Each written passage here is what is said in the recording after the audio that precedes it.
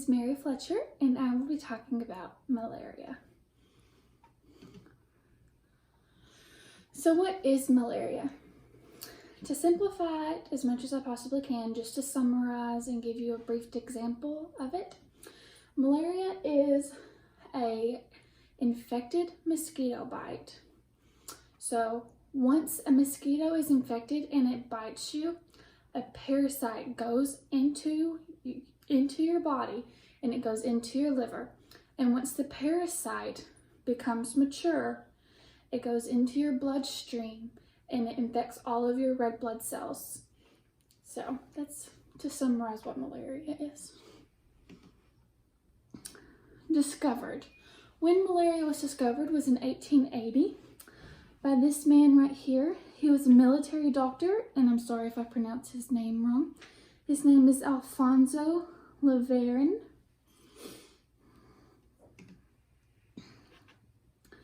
Malaria types. There are 3 different malaria types.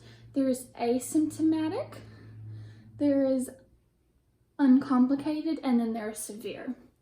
All 3 of those names kind of explain what they mean, but I'm going to give you a brief of what they mean. Asymptomatic is you do have the parasite inside of you, but you're not having symptoms. Undecided means that you also do have it inside of you, but you're having symptoms for about 7 to 10 days. Those symptoms might just be fever, chills, nausea, any of those, and it could be worse, could be not as bad. And then severe obviously is the worst of the 3. You could have organ damage, you could be in a coma, you could have respiratory distress, you could die, you could have death. So there are the 3 types of malaria. And then symptoms. I just said a few, but I'm gonna go ahead and tell you some more. There's fever, fatigue, anemia, headaches, hypervitaminosis, and then there's many more, of course, but there's just a few examples. Treatment. So now if you were to get malaria, this is what you would do. First, you would have to do a blood test to confirm that you do have it.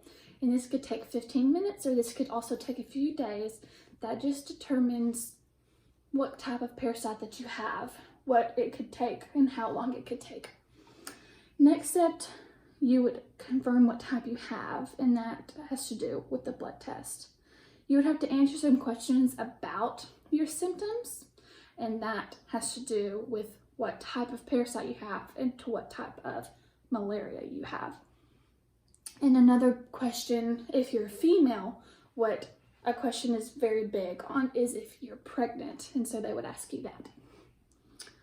And then the 4th and final one is there are several different types of antibiotics that you could be on, and why the questions in the test are so important. And that is why they take that very seriously. And so you would be put on an antibiotic, and they would tell you how long and how much you're supposed to take. And then if it was very severe, possibly you could be put on a clinical trial. Africa. So I'm going to talk about Africa a little bit. I'm sure possibly you've heard about how malaria is pretty rough in Africa. In 2019, there were millions of cases of malaria in Africa, and 90% of them were there.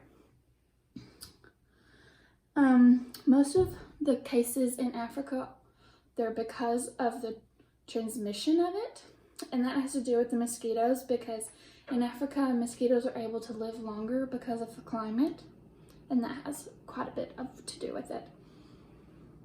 Also, Africa is quite a poorer country than the United States, and so we have a lot more resources than Africa does. So yeah. Prevent. Did I skip one? Okay, no. Prevent. When I was actually researching this, I saw a bunch of organizational websites that were to help Africa and to help other countries in raising money and raising awareness of the problem of malaria in other countries, and I thought that was really cool. Care packages. You wouldn't believe probably how much you could impact someone's day, someone's possible life, if you just send them some water, some perishable food, something along the lines of that.